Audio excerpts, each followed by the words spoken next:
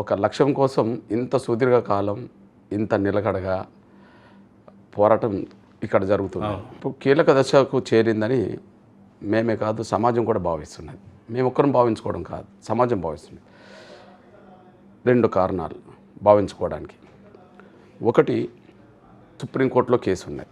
సుప్రీంకోర్టులో 7 జడ్జీలతో కూడిన ధర్మాసనం, చీఫ్ జస్టిస్ గారి ఆధ్వర్యంలో, చంద్రచూడ్ గారి ఆధ్వర్యంలో గౌరవ ఫిబ్రవరి 6, 7, 8 తేదీల్లో వర్గీకరణ అంశం విచారణ జరిగింది. అంటే స్టేట్కి పవర్ ఉన్నదా లేదా అనే విషయం తేల్చడం కోసం 2004 నవంబర్ 5న 5 జడ్జీలతో కూడిన రాజ్యాంగ ధర్మాసనం అప్పుడు కారణాలు ఏమైనా వర్గీకరణ చేసే అధికారం రాష్ట్రాలకు లేదని చెప్పి ఒక తీర్పు చెప్పడం వల్ల వర్గీకరణ రద్దయింది.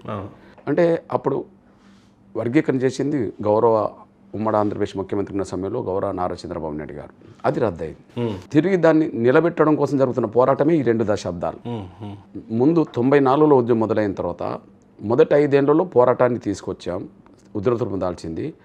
5 సంవత్సరాలు వర్గీకరణ అమలు జరిగింది ఇక్కడ. అంటే బాబు గారి హయాంలోనే వర్గీకరణ అమలు జరిగింది. అంటే మొదటి 5 ఏళ్ల పోరాటం, మరో 5 ఏళ్ల ఫలితాలు అనుభవించాం. దానివల్ల వేలాది ఉద్యోగాలు, ఉన్నత విద్యా అవకాశాలు బాగా పొందాం మా జాతి బిడ్డ. తర్వాత 2004లో కాంగ్రెస్ అధికారంలోకి వచ్చిన తర్వాత, కేంద్రంలో రాష్ట్రంలోకి వచ్చిన తర్వాత, అప్పుడు సుప్రీంకోర్టులో వర్గీకరణ అంశం మీద సాంకేతిక కారణాలనే సాకులను పెట్టి స్టేట్కి పవర్ లేదని చెప్పి రద్దు చేయించారు అనుకుందాం. దాన్ని నిలబెట్టడం కోసం మళ్ళీ పోరాటం ఈ 2 దశాబ్దాలుగా జరుగుతుంది, కొనసాగించారు. ఆగస్టు 27, 2022న మళ్ళీ 5 జడ్జీలతో రాజ్యాంగ ధర్మాసనం మళ్ళీ సుప్రీంకోర్టు తీర్పు చెప్పింది. అది పంజాబ్కు సంబంధించిన విషయం. ఎస్సీ వర్గీకరణ అంశం ఇక్కడిది, వర్గీకరణ అంశం అక్కడిది కూడా వర్గీకరణ అంశం. అక్కడ 2006లో ఒక చట్టం వచ్చింది, ఎస్సీ ఏబిసిడ్ చేయాలని. ఆ చట్టాన్ని సవాల్ చేశారు. ఎందుకు సవాల్ చేశారు? స్టేట్కి పవర్ లేదని చెప్పి సుప్రీంకోర్టులో 5 జడ్జీలు చెప్పారు కదా, మరి అక్కడ రద్దయింది కదా, ఇక్కడ ఎట్లా తీసుకొస్తారు అని చెప్పి దాన్ని మళ్ళీ సుప్రీంకోర్టు 5 జడ్జీల రాజ్యాంగం అక్కడ విచారించింది. వాళ్ళు ఏం చెప్పిండ్రు, పెద్దలు అరుణ్ మిశ్రా నాయకత్వంలో 5 జడ్జీలు సుప్రీంకోర్టుకు అది కేంద్ర ప్రభుత్వానికి వర్గీకరణ చేసుకునే అధికారం ఉన్నది, ఇక్కడ లేదని చెప్పిండ్రు, అక్కడ ఉన్నదని చెప్పిండ్రు.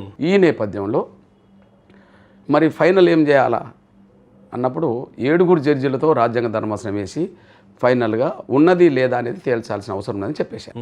దాని పరంపరల భాగమే సుప్రీంకోర్టులో 7 జడ్జీలతో కూడిన రాజ్యాంగ ధర్మాసనం మొన్న ఏర్పడ్డది. ఇప్పుడు 7 జడ్జీలతో విచారణ జరిగిన సమయంలో నిర్దిష్టంగా కేంద్ర ప్రభుత్వానికి సంబంధించిన attorney general, solicitor general SC వర్గీకరణ జరగాల్సిందే అని కేంద్ర ప్రభుత్వం అభిప్రాయాన్ని వర్గీకరణకు అనుగుణంగా చెప్పేశారు. నంబర్ 1. పంజాబ్ గవర్నమెంట్ వర్గీకరణకు అనుకూలంగా చెప్పేసింది. తెలంగాణ గవర్నమెంట్ వాళ్ళు కూడా వచ్చేసారు, హర్యానా వాళ్ళు వచ్చేసారు, తమిళనాడు వాళ్ళు వచ్చేసారు, ఓకే, కర్ణాటక సంబంధించిన కూడా వచ్చేసారు. అంటే వర్గీకరణ అంశం ఎక్కడెక్కడైతే ఆల్మోస్ట్ అన్ని ఆ స్టేట్స్కు వచ్చి వర్గీకరణ జరగాల్సిందే అని చెప్పేసి ఇప్పుడు 7 జడ్జీలతో కూడిన రాజ్యాంగ ధర్మాసనం విచారణ చేసిన తర్వాత జడ్జిమెంట్ రిజర్వ్డ్ అయి ఉన్నది. మేము ఆశిస్తున్నాం ఏమని, వర్గీకరణ ఆశిస్తున్నాం, న్యాయం జరుగుతుంది అని చెప్పి ఆశిస్తున్నాం. నంబర్ 2, షెడ్యూల్ కులాల వర్గీకరణ విషయంలో జరుగుతున్న పోరాటంలో భాగంగా మాకు నవంబర్ 11, 2023న హైదరాబాద్ పరేడ్ గ్రౌండ్లో జరిగిన విశ్వరూప మహాసభకు గౌరవ పెద్దలు దేశ ప్రధానమంత్రి నరేంద్ర మోడీ గారు వచ్చారు. వచ్చిన తర్వాత ఆయన అభిప్రాయాలు ఎలా ఉన్నాయి అనడానికి ఒక 3-4 అంశాలు చెప్తున్నాను. ఒకటి, మాదిగల ఆవేదనను ఆ సభ ద్వారా చూశాడు, మాదిగల ఆత్మస్థైర్యాన్ని కూడా చూశాడు. 30 ఏళ్ల పోరాటంలో ఎక్కడ కూడా రాజీ లేని ఉద్యమంగా అక్కడ కనిపించింది ఆయన చూశాడు. అప్పుడు 3-4 విషయాలు చెప్పాడు. మాదిగలకు ఇప్పటి వరకు అన్ని పార్టీలు మోసం చేసుకుంటూ వచ్చినాయి. వాళ్ళు చేసిన మోసానికి ఒక రాజకీయ నాయకుడిగా నేను క్షమాపణ చెప్తున్నా మాదిగలకు అన్నాడు. ఎవరు చెప్తారు ఆ మాట? ఒక దేశ ప్రధానమంత్రి గౌరవ నరేంద్ర మోడీ ఆ మాట అన్నాడు. మీరు మళ్ళీ చెక్ చేసుకోండి. ఇతర రాజకీయ పార్టీలు మాదిగలకు చేసిన మోసానికి ఒక రాజకీయ నాయకుడిగా నేను క్షమాపణ చెప్తున్నా అన్నాడు. నంబర్ 1. నంబర్ 2, ఈ ఉద్యమం 30 ఏళ్ళుగా 1 లైఫ్ 1 మిషన్గా జరుగుతుంది, ఇంత దూరం తీసుకొచ్చారు. ఇక ముందు నుంచి నేను కూడా ఉద్యమంలో ఒక కార్యకర్తగా పనిచేస్తాను అన్నాడు. ఏ ప్రధానమంత్రి నోటి నుంచి అట్లాంటి విషయాలు రావు. ఒక కార్యకర్తగా నేను పనిచేస్తా, ఉద్యమానికి అండగా ఉంటానని చెప్పేశాడు. 3వది, ఇది సుప్రీంకోర్టులో ఉన్నది కాబట్టి సుప్రీంకోర్టులో విచారణ త్వరితగతిన జరగడానికి కేంద్రం సహకరిస్తుందని చెప్పాడు. చాలా స్పష్టంగా ఈ మాట అయితే చెప్పాడు. నెంబర్ 1. సేమ్ టైం సుప్రీంకోర్టులో విచారణ జరుగుతున్న సమయంలో కేంద్రం వాదన కూడా వర్గీకరణకు అనుకూలంగా ఉంటుందని చెప్పేశారు.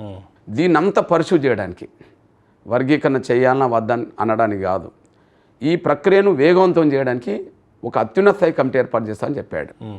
అదే మన క్యాబినెట్ సెక్రటరీ ఆధ్వర్యంలో వేసిన కమిటీ. ఇప్పుడు మీరు చెప్పండి, మాదిగ జాతికి అన్యాయం జరిగింది బీజేపీ వల్ల జరగలేడ. ఎందుకంటే ఉమ్మడి ఆంధ్రప్రదేశ్లో బీజేపీ ప్రభుత్వం లేదు, లేదా 2 తెలుగు రాష్ట్రాల్లో బీజేపీ ప్రభుత్వం లేదు. మాకు అన్యాయం జరగడానికి బీజేపీ వల్ల లేదు. ఓకే, ఇక్కడ అన్యాయం జరిగిందంటే ఇక్కడ ప్రభుత్వాలు నిర్లక్ష్యం వల్ల మాకు అన్యాయం జరిగింది, సరైన విధంగా మాకు న్యాయం చేయకపోవడం వల్ల.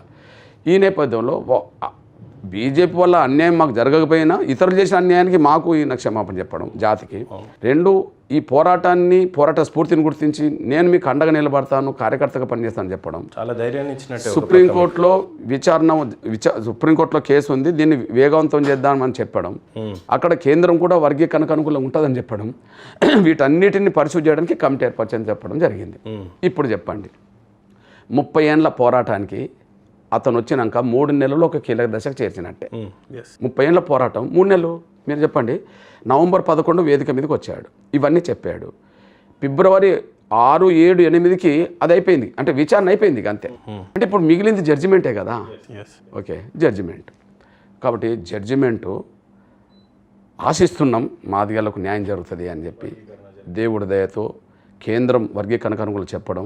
అంటే ఇక్కడ సుప్రీంకోర్టులో కూడా చీఫ్ జస్టిస్ గారు ఆధ్వర్యంలో వస్తున్న తీర్పులు సామాజిక న్యాయానికి, ప్రజాస్వామ్య పరిరక్షణకు ఎంత నిలువుటెత్త అద్దంగా ఉండేవో మనం చూస్తున్నాం. కాబట్టి న్యాయం జరుగుతుందని ఆశిస్తున్నాం.